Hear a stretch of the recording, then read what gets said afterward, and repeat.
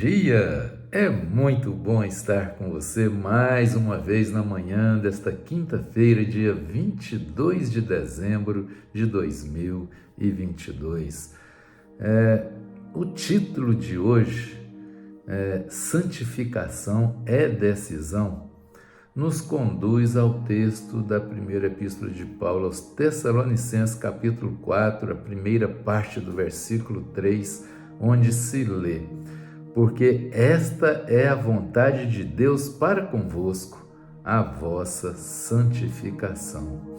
Santificação é uma decisão minha, ou sua, ou de todos nós diante da vontade de Deus, que é a que está expressamente declarado pelo apóstolo Paulo. Pois bem, o último capítulo do livro de Neemias nos reserva algumas surpresas.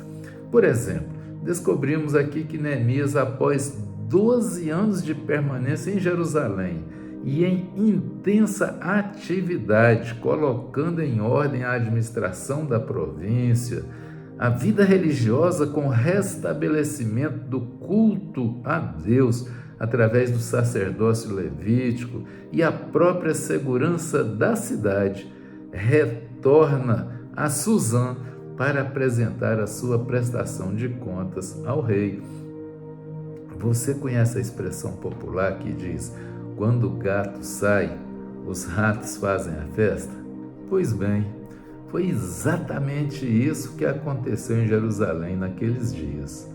Tão logo Neemias viajou para Suzã, o amonita Tobias, aquele mesmo que exercera no passado forte influência sobre o povo e que espertamente havia se aparentado com a família de Zorobabel, o primeiro governador da província, mediante o edito de Ciro. Ele reivindicou a sua antiga liderança, permitindo que Eliacibe, o sacerdote encarregado da administração do templo, se tornasse seu parente, certamente por meio de alguma aliança de casamento entre as famílias, e em troca disso o sacerdote havia construído um apartamento para Tobias no mesmo local onde eram depositadas as ofertas destinadas aos levitas e demais contribuições para os sacerdotes. Fazendo uso de uma outra expressão popular, eu diria que o sacerdote Eliacibe constituiu uma raposa para cuidar do galinheiro. Qual o resultado disso? A resposta está em Neemias capítulo 13, versículo 10, onde se lê: também soube que os quinhões dos levitas não se lhes davam, de maneira que os levitas e os cantores que faziam o serviço tinham fugido cada um para o seu campo. Como se não bastasse tudo isso, aconteceu depois que a liderança, com base na leitura do livro da lei, entendeu fosse afastada do povo qualquer influência de elementos mistos em Israel. Ora, Tobias era um elemento misto e isso ele não podia esconder, mas não ficou intimidado e, como corruptor, corrompeu quem não poderia ter cedido à corrupção. Acontece que um dia o gato volta para casa, isso é, passado algum tempo, Neemias volta para Jerusalém, então logo soube que Tobias e Eliacibe tinham feito, indignou-se e ordenou que todos os móveis e objetos que pertenciam a Tobias fossem atirados para fora do apartamento.